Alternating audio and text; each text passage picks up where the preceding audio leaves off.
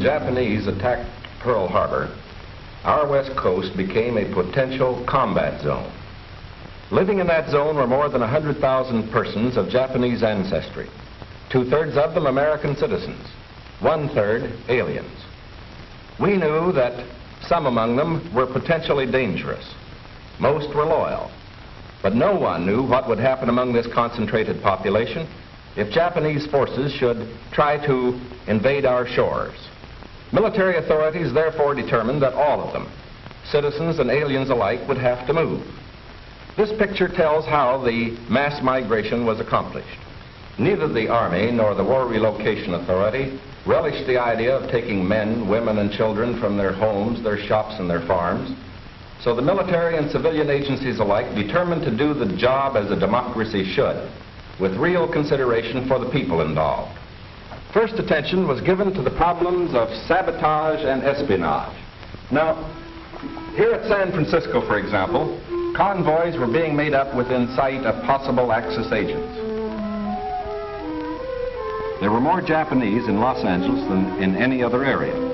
At nearby San Pedro, houses and hotels occupied almost exclusively by Japanese were within a stone's throw of a naval air base, shipyards, oil wells.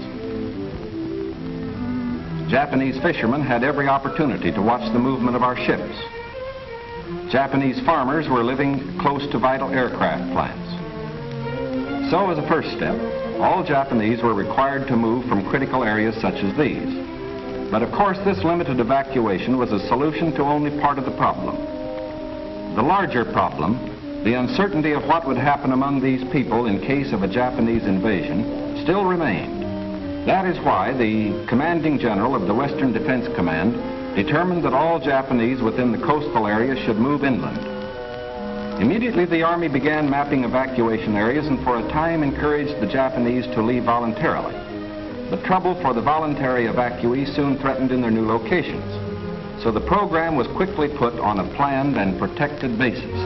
Thereafter, the American citizen Japanese and Japanese aliens made their plans in accordance with Army orders. Notices were posted. All persons of Japanese descent were required to register. They gathered in their own churches and schools, and the Japanese themselves cheerfully handled the enormous paperwork involved in the migration. Civilian physicians made preliminary medical examinations. Government agencies helped in 100 ways. They helped the evacuees find tenants for their farms. They helped businessmen lease, sell, or store their property.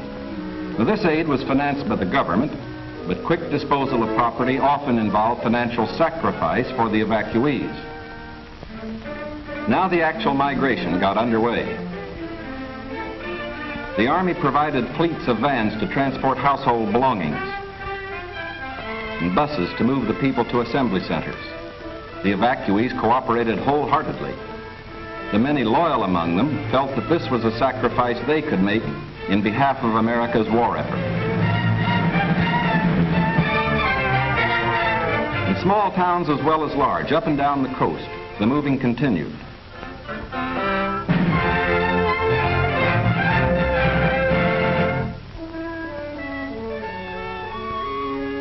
Behind them, they left shops and homes they had occupied for many years.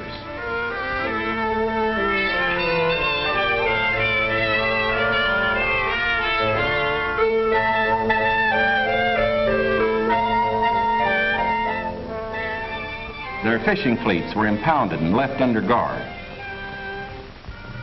Now they were taken to racetracks and fairgrounds where the Army almost overnight had built assembly centers. They lived here until new pioneer communities could be completed on federally owned lands in the interior. Santa Anita Racetrack, for example, suddenly became a community of about 17,000 persons. The Army provided housing and plenty of healthful, nourishing food for all. The residents of the new community set about developing a way of life as nearly normal as possible. They held church services, Protestant, Catholic, and Buddhist. They issued their own newspaper, organized nursery schools, and some made camouflage nets for the United States Army. Meanwhile, in Arizona, Utah, Colorado, Wyoming, and elsewhere, quarters were being built where they would have an opportunity to work and more space in which to live. When word came that these new homes were ready, the final movement began.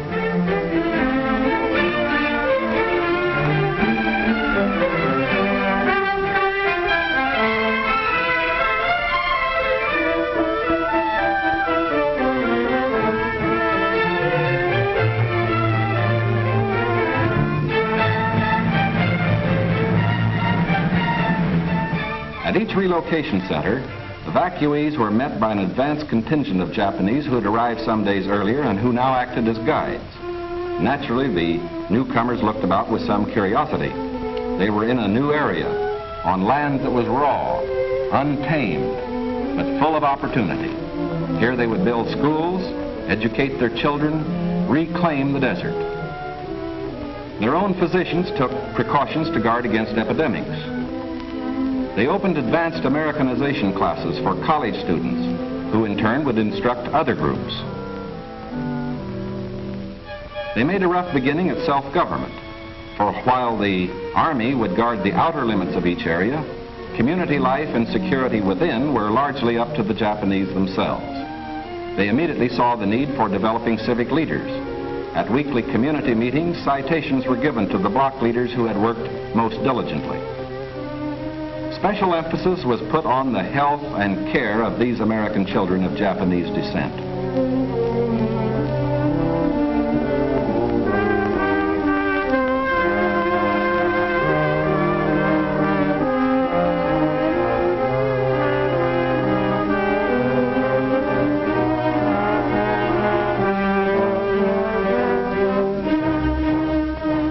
Their parents, most of whom are American citizens, and their grandparents, who are aliens, immediately wanted to go to work.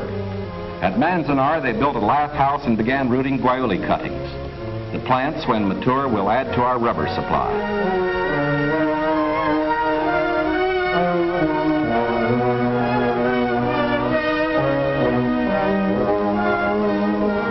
At Parker, they undertook the irrigation of fertile desert lands.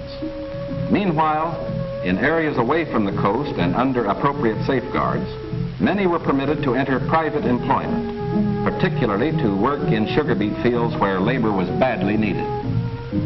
Now, this brief picture is actually the prologue to a story that is yet to be told. The full story will begin to unfold when the raw lands of the desert turn green, when all adult hands are at productive work on public lands or in private employment. It will be fully told only when circumstances permit the loyal American citizens once again to enjoy the freedom we in this country cherish, and when the disloyal, we hope, have left this country for good.